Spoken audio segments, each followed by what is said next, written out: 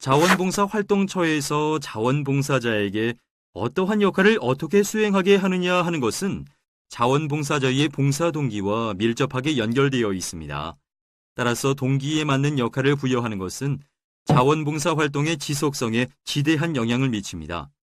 자원봉사는 혼자서 아무 때나 마음 내킬 때 하는 것이 아니라 구조화된 기관과 절차, 프로그램이 함께 운영되는 것입니다. 그래서 지금부터는 자원봉사자의 역할을 제대로 이해하고 이에 필요한 기본 자세와 태도를 이해하는 시간을 가져보겠습니다. 제가 먼저 이야기를 좀 하고 싶은데요.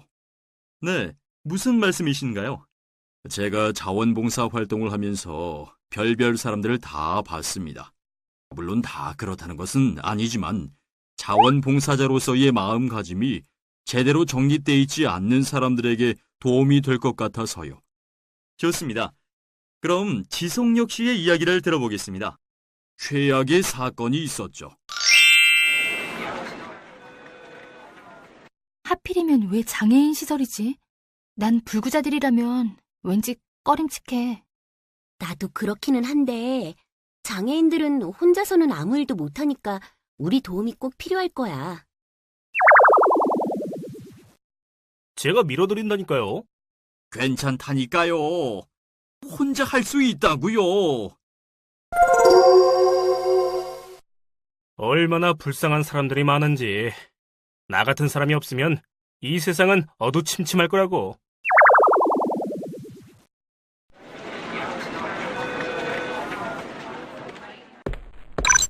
제가 이 불쌍한 장애인들을 위해 좀 더 크게 도와드리고 싶은데 어떤 게 좋을까요?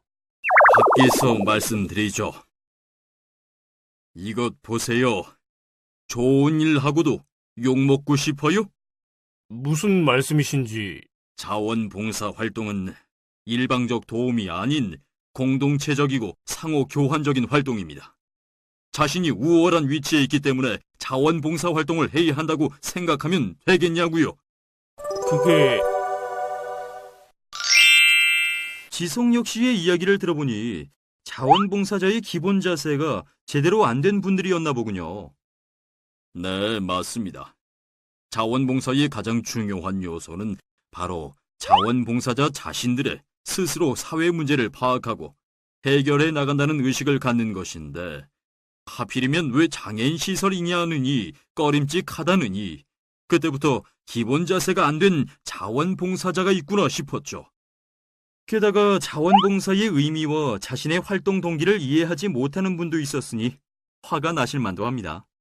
네, 그날 불쌍해서 크게 돕겠다던 자원봉사자에게 일장 연설을 했습니다. 어떤 자세로 활동에 임해야 하는가를 사전에 인식했다면 그런 소리는 못했을 테니까요. 장애인 시설 사람들이 들을까 목소리를 낮추느라 애먹었습니다. 고생하셨습니다. 그럼 이제 자원봉사자의 기본 자세가 무엇인지 구체적으로 알아보겠습니다. 여기 계신 세 분의 게스트께 미리 부탁을 드렸습니다. 자원봉사자에게는 기본적으로 자신에 대한 이해와 성찰이 필요합니다. 자신의 능력과 지식, 기술, 장단점에 대해 파악하지 않으면 도움이 아닌 피해만 줄 수 있습니다. 그리고 자신에게 자원봉사 활동의 동기가 무엇인지 질문해 봄으로써 혹여 불순한 의도가 있어서인지 스스로 점검해 보는 것도 필요합니다. 자원봉사자는 자원봉사 활동에 대한 이해와 준비를 해야 해요. 우선 능력에 맞는 일감과 역할을 맡아야 해요. 새로운 경험을 하는 것도 좋지만 전문적인 일인 경우에는 경험을 살릴 수 있는 일을 찾아서 하는 것이 좋겠어요. 저처럼 관심 있는 일부터 시작하고 대단한 무엇인가를 찾기보다는 자기 주위에 있는 일부터 시작한다면 지속적인 자원봉사 활동을 할 수 있어요.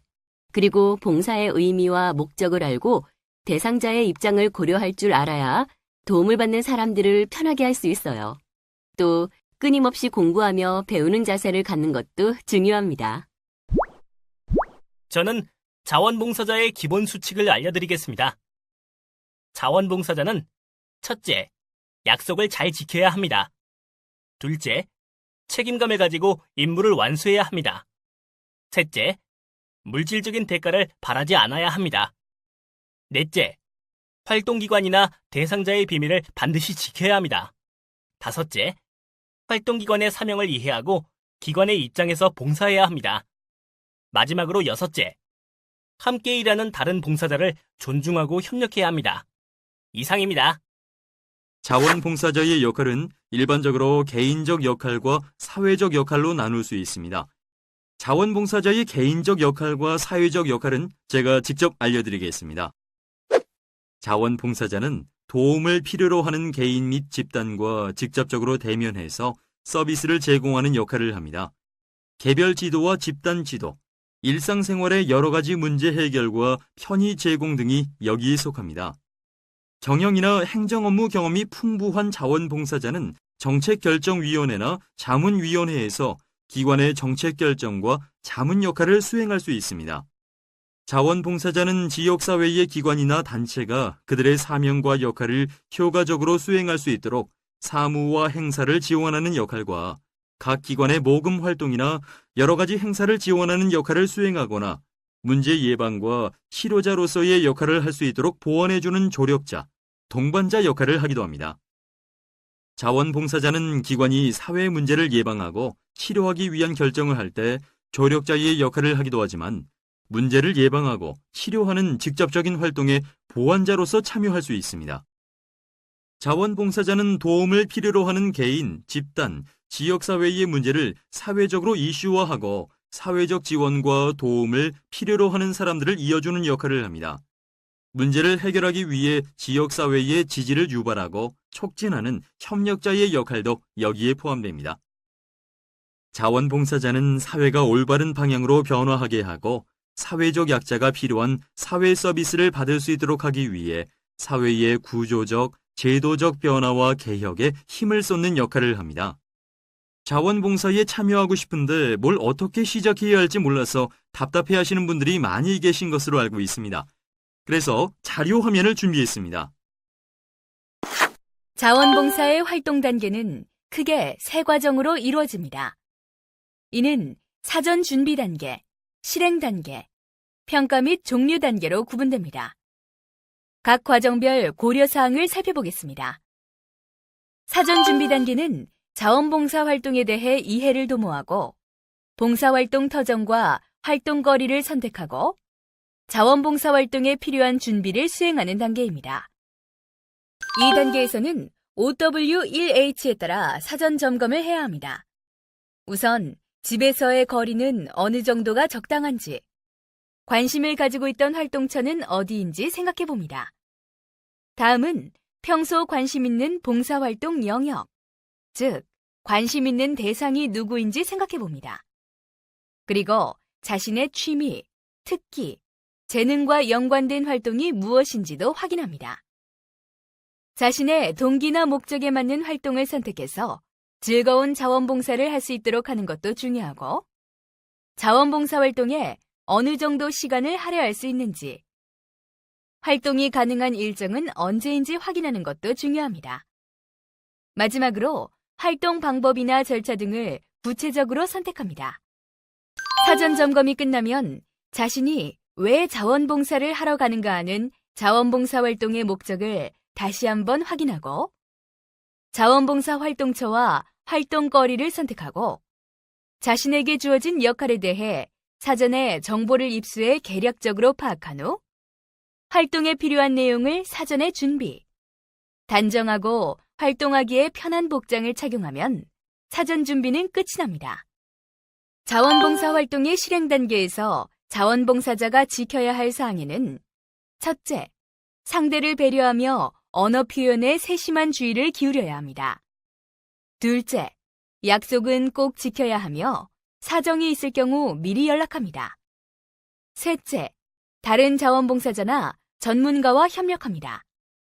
넷째, 봉사 대상자의 사적인 비밀을 철저히 보장합니다. 다섯째, 익숙하지 않거나 잘 알지 못하는 일인 경우 임의로 처리하지 말고 기관의 담당자나 대상자에게 물어본 후 수행합니다. 평가 및 종료 단계에서 자원봉사자가 지켜야 할 사항에는 첫째, 그날의 자원봉사 활동 과정을 재점검하고 무엇이 문제였으며 더 잘할 수 있는 방법은 없었는지 성찰의 시간을 가져야 합니다. 자원봉사활동 평가회의에 참여해 자신의 자원봉사활동을 보고하고 이에 대한 평가와 지도를 받아야 합니다. 더 나은 양질의 봉사를 위해 지식과 기술을 습득하기 위해 노력해야 합니다. 활동이 최종 종결되는 경우 관계되었던 대상자에게 사전에 알려 마음의 준비를 할 수 있도록 해야 합니다.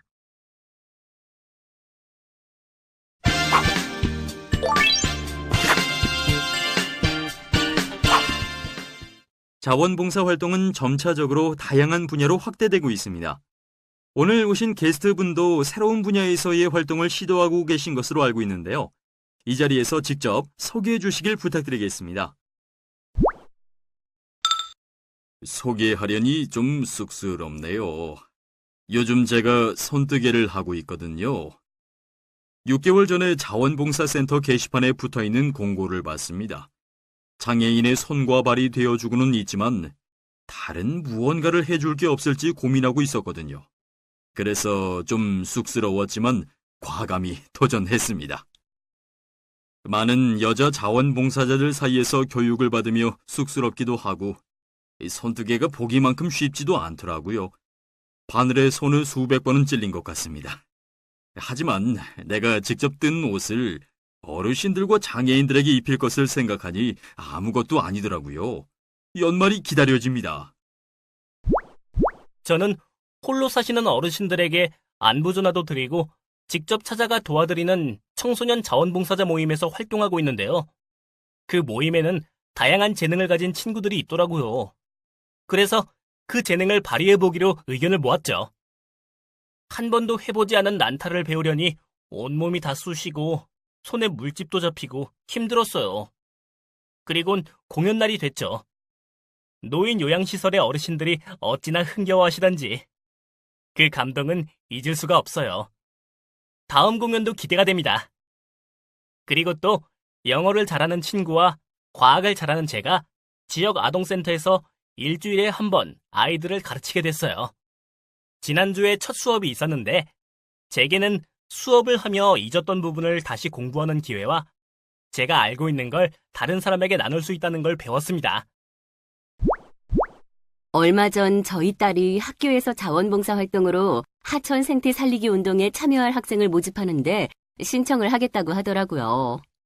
아이가 잘 할지도 궁금하고 하천 생태 살리기 운동은 어떻게 하는 건지도 궁금해서 저도 신청을 해달라고 했어요. 부모도 신청이 된다고 해서요. 하천에 들어가 물속도 확인하고 비어커로 물을 떠서 부유물도 확인했어요. 그 하천은 생활 하수가 흘러들어 오염된 하천이었죠. 이런 하천은 전문가가 살려야 하지 않나? 라는 생각을 했죠. 그런데 이것들이 오염된 하천의 치료제더라고요. 바로 EM 흑공인데요.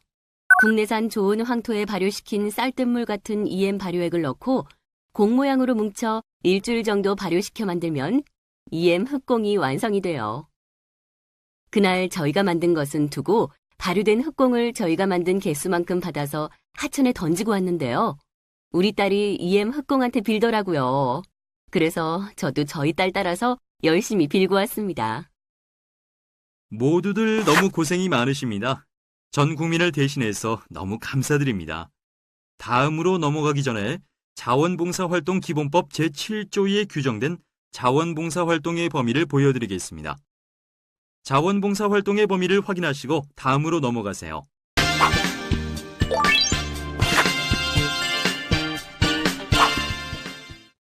마지막으로 자원봉사활동 시 유의사항을 알아보려고 합니다. 그 전에 우리들은 장애인들에게 어떤 편견을 가지고 있는지 확인해 보겠습니다. 몇몇 언론인은 장애인에 대한 부정적 표현들을 언론이 반복해 사용하면서 장애인은 무능력하고 의존적인 존재라는 고정관념이 강화되고 있다고 말한다. 장애인 차별금지 추진연대 사무국장 박김영희 씨는 인터넷에 뭔가 문제가 생긴 거 가지고 인터넷 장애 생겼다. 어디에 사이트에 장애가 생겼다. 이렇게 얘기를 많이 하는데 이런 이미지가 장애인은 그럴 수 없는 사람, 문제 있는 사람, 할 수 없는 사람이라는 이미지로 고착화시킬 수도 있다고 말한다. 이런 자각에도 우리의 편견은 제가 지금 43인데 따로 살고 있어요. 그런데 사람들이 장애인인데? 장애를 가지고 있는데? 대단해. 부모님과 떨어져서 사는 건 당연한 거 아니에요? 연말 같을 때는 이제 11월 말쯤 돼가지고 그때부터는 많이 와요. 그래서 속으로 으유, 저 사람들 또 사진 찍으려고 왔네. 그래요. 그냥 편안하게 있다가 커피도 마시고 그렇게 하면 좋은데 꼭 굳이 와서 꼭 목욕했다고 사진 찍고 생필품 상자 주며 사진 찍고 이렇게 와서 봉사해 주는 건 좋은데 꼭 사진 찍어야 되냐고요. 결혼한 형님이 아파트를 장만했다는 소식을 듣고 축하해주고 싶어서 장거리를 택시를 대절해 형님 댁에 갔어요. 결혼 전에는 그렇게 반겨주었던 형수가 앞도 못 보는 사람이 왜 왔냐, 남들 보기에 창피해 죽겠다고 형님한테 하는 말을 듣게 됐어요. 보지 못하는 것이 그렇게 부끄러운 것인가요? 장애인들을 꼭 도와줘야 될 대상으로 동정하는 눈으로 봐요.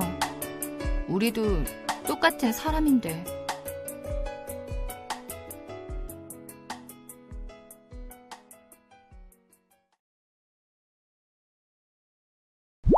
우리들의 편견이 장애인들에게 어떤 영향을 미치는지 잘 아셨죠? 이런 편견들은 장애인뿐만 아니라 아동과 청소년, 노인에게도 부정적인 영향을 미칩니다. 그래서 자원봉사 활동 시 무엇을 유의해야 하는지 각 분야에서 활동하시는 게스트 여러분들께 마지막으로 한 번 더 여쭤보겠습니다. 부탁드립니다. 아동과 청소년을 대상으로 자원봉사 활동을 하는 경우는 무엇보다도 나이가 어리다는 이유로 무시하거나 지나치게 간섭하거나 함부로 대해서는 안 됩니다.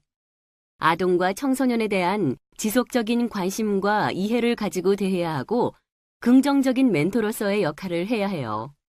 물론 심한 장난을 치거나 모욕적인 언행을 하지 않아야 하고요.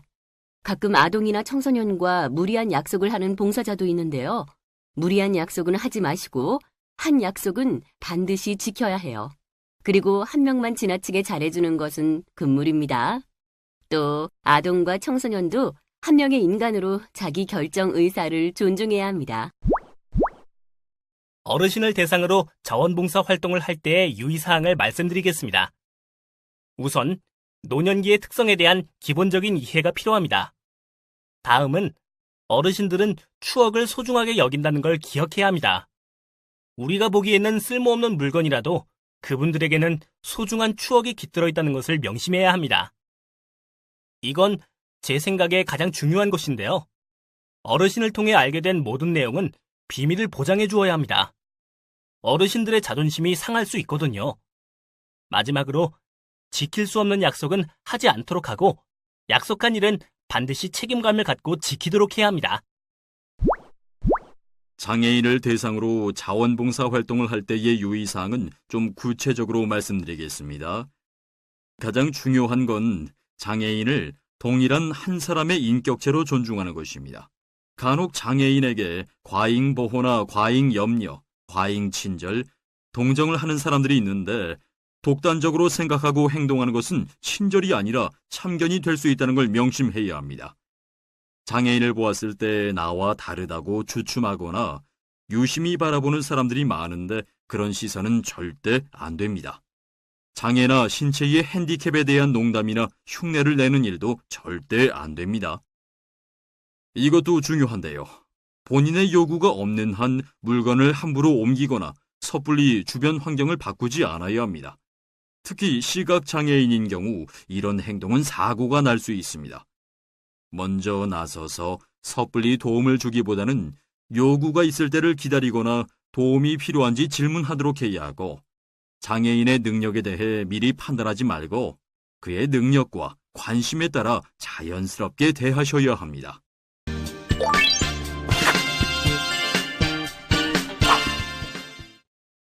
지금까지 자원봉사에 참여하시려는 여러분들과 게스트 3분을 모시고 자원봉사에 대한 잘못된 오해를 풀어드리고 자원봉사 활동을 어떻게 하셔야 하는지 알려드렸습니다. 어떠셨나요? 자원봉사자로 거듭나시는데 많은 도움이 되셨기를 바라면서 여기서 마치도록 하겠습니다. 수고하셨습니다.